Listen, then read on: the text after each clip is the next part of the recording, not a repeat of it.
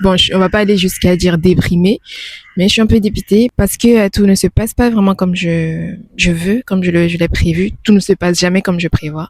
Et à chaque fois, c'est toujours les mêmes scénarios. Je me renferme sur moi-même.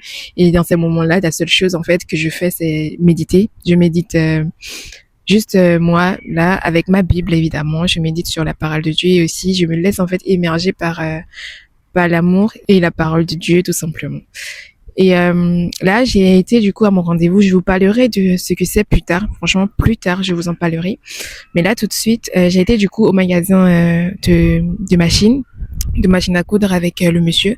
Il a essayé de m'expliquer un peu ce que la machine il avait. Il fallait faire des petites révisions, etc., etc. Bah, j'ai laissé la machine. Je lui ai dit que j'en aurais besoin urgemment.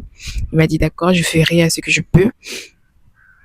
Et du coup, ça sera disponible soit demain, soit après-demain. Il va me rappeler pour me dire quand c'est disponible. Mais je vous cache pas que en fait, je suis un peu dépitée.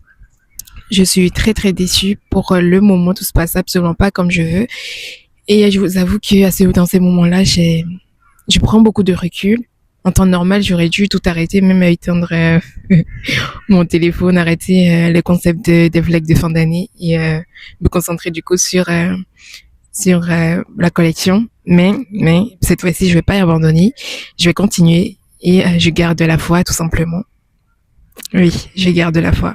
J'espère que ça va aller mieux bientôt. Très bientôt. Là, ce qu'on va faire, du coup, c'est on va aller à Action pour aller chercher des centres. On va s'occuper, du coup, des kimonos en attendant que la machine soit réparée.